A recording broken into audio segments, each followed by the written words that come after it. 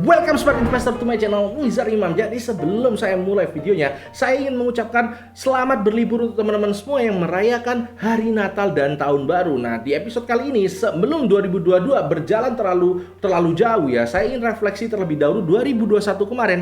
Ada kejadian-kejadian penting apa yang kita bisa pelajari dan bisa meningkatkan potensi cuan kita di masa depan. Jadi ini ada sekitar 5 case, 5 studi kasus ya untuk kejadian yang perlu kita ingat pembelajarannya sampai sejauh mungkin ya. Jadi selama di karir kita harus ingat ini terus. Yaitu yang pertama, langsung aja nggak usah panjang lebar lagi, adalah kejadian Unilever. Jadi Unilever ini dari 60.000 terus stock split sampai tinggal 4.000 ya. Nah, uniknya kenapa kalau ini kita ingat ya, Unilever itu bisa kita anggap sebagai saham paling defensif yang direkomendasikan di zaman dulu di 2015-an gitu. Jadi kalau kita mau beli saham nggak pakai mikir, belinya itu Unilever aja. Nah, 2021 itu turunnya tajam banget. Jadi ini menjadi saksi bahwa itu tidak berlaku di Unilever. Nah, sekarang pelajarannya, kenapa kok ini bisa terjadi? Yang paling bisa menjustifikasi adalah growth. Kalau misalnya kita lihat growth dari Unilever, revenue-nya itu melandai ya seperti ini, dan bahkan di net profit-nya ini sudah turun.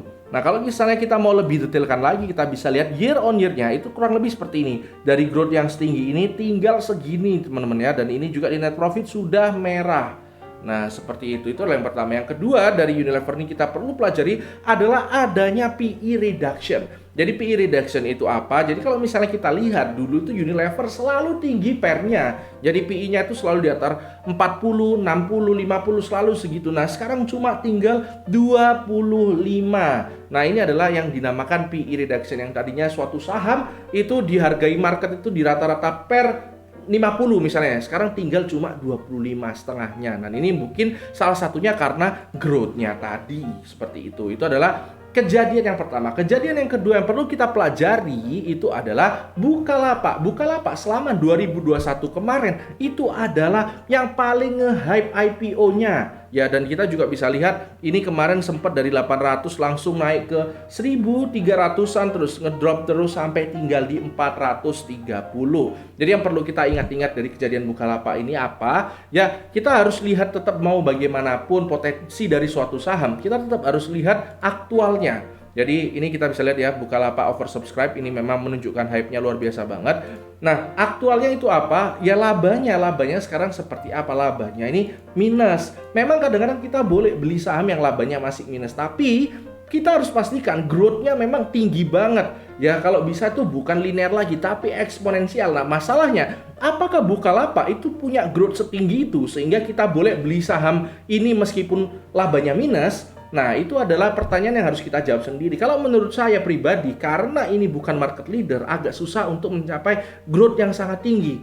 Seperti itu. Jadi saya pada saat itu ya agak sedikit bertentangan dengan arus ya. Kalau semua orang mungkin ngomong ayo beli Bukalapak segala macam, potensi growth-nya tinggi, saya pada saat itu tidak menyarankan seperti itu. Itu adalah kejadian kedua. Kejadian ketiga adalah Garuda. Garuda ini sudah disuspend dari Juni sampai sekarang, cukup panjang ya, dan ini kita sudah mulai banyak dengar cerita ya, kicauan Garuda mau delisting dan segala macam. Nah, ini perlu kita pelajari. Kemarin juga banyak juga orang-orang yang kayaknya ngepom-pom Garuda ini ya, dan kita perlu tahu kalau misalnya Garuda ini sudah minus. Nah, ini kalau misalnya kita beli saham ini, kita artinya beli hutang. Nah, ini kita harus hati-hati banget kalau mau beli saham seperti ini. Bukan berarti sahamnya nggak bisa naik ya, tapi kita harus berhati-hati. Bisa saja sahamnya naik, tapi berarti kita memiliki hutangan. Kalau misalnya kita nggak untung dari capital gain, ya niscaya kita nggak akan pernah untung gitu. Jadi tetap hati-hati kalau beli di saham-saham seperti ini. Pelajaran keempat, kejadian keempat adalah batu bara, Adaro. Adaro pada saat di sini di bulan April ya masih disepi di sini. Ini nggak ada yang ngelirik sama sekali di sini nih ya. Ya padahal pada saat itu harga batu baranya sendiri itu sudah mencapai di sekitar 100 lebih, 100 ke atas di sini ya. Nah, pada saat itu saya mulai masuk karena harganya sudah mulai tinggi, tapi orang-orang pada protes. Ya, harga batu bara naik, tapi saham batu baranya enggak. Nah, akhirnya apa? Pelajaran yang perlu kita ketahui adalah pada akhirnya semuanya akan ngikutin harga komoditasnya. Kenapa?